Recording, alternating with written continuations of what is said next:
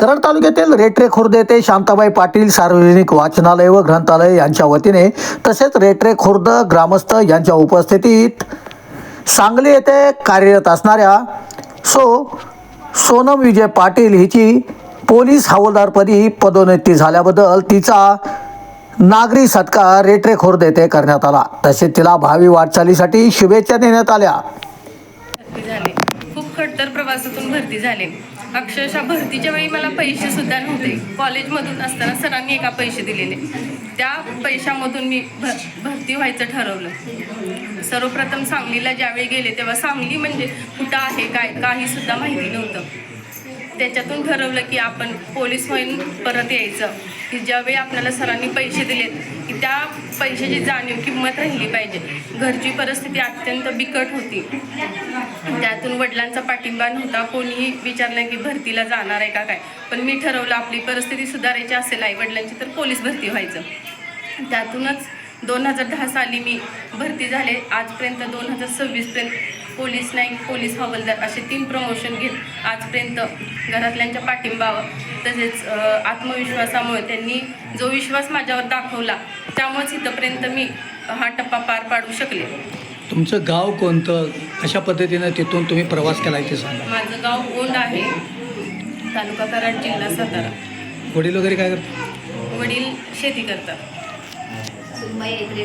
इतर मुलींना पोलीस दलात भरतीसाठी जातात वगैरे, काय तू इतर मुलींना सांगणार आहेस? मुलींनी भरती व्हावं, असं पोलीस म्हणजे एक वेगळ्या ह्यानं बघतात की खरंच लेडीजनी बाहेर पडलं की त्याच्याबद्दल संकोच मनात असते, पण असं काही नसते। आपण धाडसानं प्रयत्न केला ना सर्व काही शक्य होतं। की बाहेर पडावं महिलांनी, की बाहेरची दुनिया कशी आहे ते समजते, किंवा जनतेची सेवा करण्याचा आपल्याला अनुभव येतोय की कशा प्रकारे लोकांना फेस करावं लागते। धन्यवाद। मी विजय शिवाजी पाटील, राहणार रेटरे खुर्द।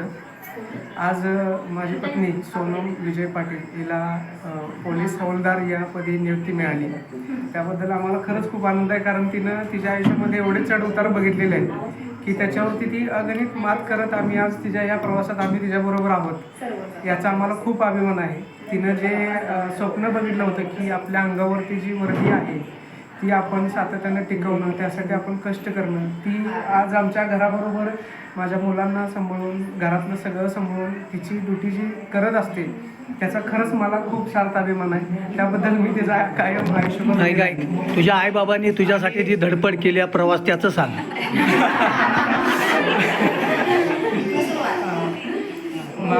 माझे बाबा आणि आई यांनी खरंच खूप त्यांच्या आयुष्यामध्ये त्यांनी खूप सहन केलं, आणि आज या क्षणावरती त्यांनी जे सगळं सहन केलं त्याचं कुठंतरी सार्थक होताना दिसतंय। याबद्दल खूप आनंद वाटतो मला की त्यांनी केलेल्या कष्टाचं आज त्यांना कुठंतरी फळ बघायला मिळते।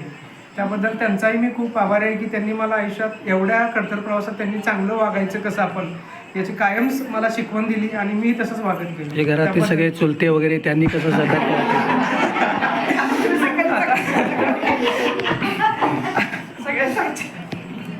माझ्या बाबांबरोबर माझे काका, सख्खे चुलत सगळे काका आणि तसेच माझे चुलत भाऊ यांनी खूप मला आधार दिला, त्याबद्दलही मी त्यांचा खूप आभारी आहे की त्यांनी माझ्या पाठीशी कायम उभे राहिले। कुठलंही संकट आलं तर कधी त्यांनी मला डगमगून दिलं नाही, कायम म्हणाले तू पुढं राहा आणि आहे मागं तुझ्या, त्याबद्दल त्यांचाही खूप धन्यवाद। तुमच्या